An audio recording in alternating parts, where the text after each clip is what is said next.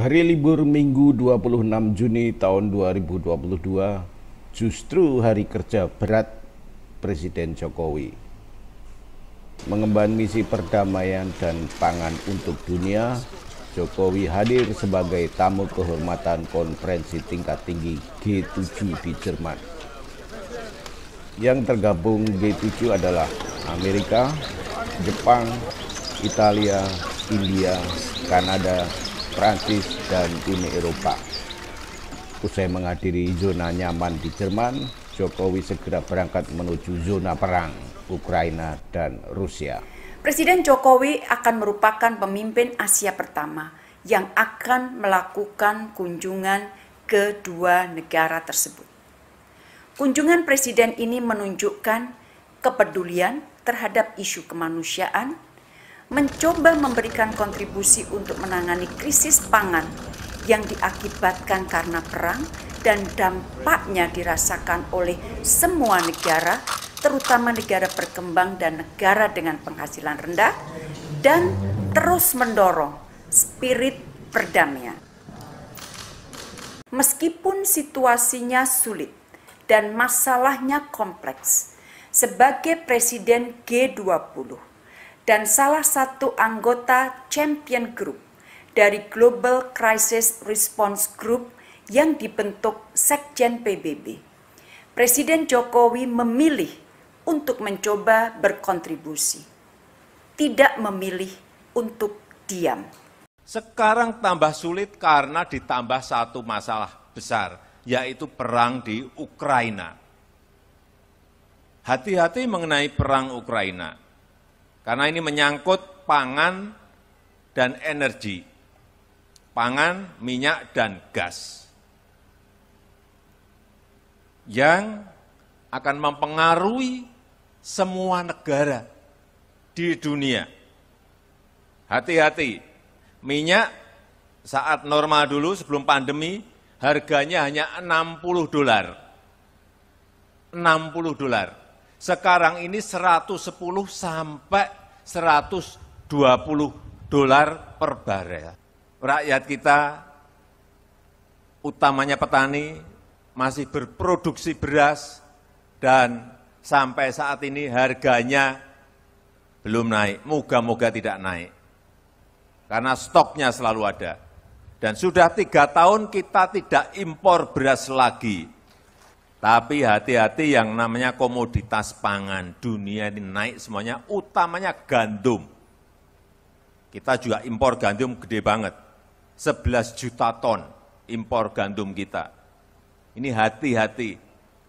Yang suka makan roti, yang suka makan mie, bisa harganya naik. Karena apa? Ada perang di Ukraina. Kenapa perang di Ukraina mempengaruhi harga gandum? Karena produksi gandum itu 30-40% berada di negara itu. Rusia, Ukraina, Belarusia, semua ada di situ. Di Ukraina saja ada stok gandum. Waktu saya ke sana saya tanya langsung ke Presiden Zelensky, berapa stok yang ada di Ukraina? 22 juta ton. Stok nggak bisa dijual. Kemudian ada panen baru ini 55 juta ton. Artinya stoknya sudah 77 juta ton. Di Rusia sendiri, saya tanya ke Presiden Putin, ada berapa stok di Rusia? 130 juta ton. Bayangkan. Berapa ratus juta orang ketergantungan kepada gandum Ukraina dan Rusia. Dan sekarang ini sudah mulai, karena barang itu tidak bisa keluar dari Ukraina, nggak bisa keluar dari Rusia, di Afrika dan beberapa negara di Asia sudah mulai yang namanya kekurangan pangan akut. Sudah mulai yang namanya kelaparan. Bayangkan, kita ini harus betul-betul bersyukur bahwa negara kita diberikan pangan yang harganya beras utamanya tidak naik. Saya telah menyampaikan pesan Presiden Zelensky untuk Presiden Putin, dan saya sampaikan kesiapan saya untuk menjadi jembatan komunikasi antara kedua pemimpin tersebut. Walaupun masih sangat sulit dicapai, saya tetap sampaikan pentingnya penyelesaian damai dan spirit perdamaian tidak boleh pernah luntur. Dalam kaitan ini, saya menawarkan diri untuk membawa pesan dari Presiden Zelensky untuk Presiden Putin yang akan saya temui segera.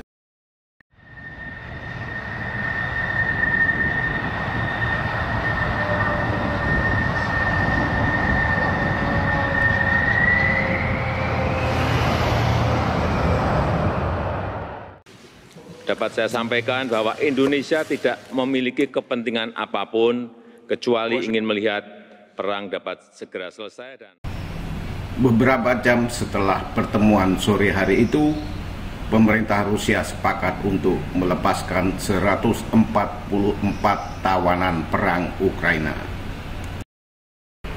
Mereka adalah para tentara dan pejuang Ukraina yang tertangkap atau menyerah kepada tentara Rusia karena keadaannya sudah menderita akibat terkena bom, terbakar, tertembak, dan sebagainya.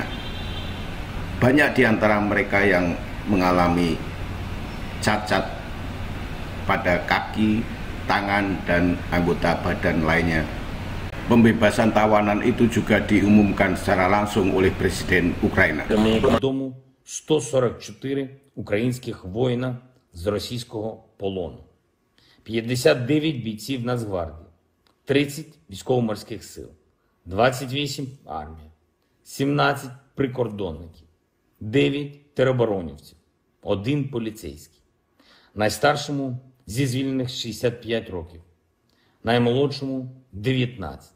Зокрема, додому повертається 95 захисників Азовсталі. Я вдячний Головному управлінню розвідки та усім, хто працював на цей результат. Але про це згодом.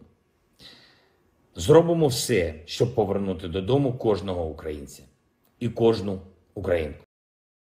Demi kemanusiaan, saya juga mendukung upaya PBB untuk reintegrasi komoditi pangan dan pupuk Rusia dan komoditi pangan Ukraina untuk masuk lagi dalam rantai pasok dunia. Dan khusus untuk jalur ekspor produk pangan Ukraina, terutama melalui jalur laut, tadi sekali lagi Presiden Putin sudah memberikan jaminannya.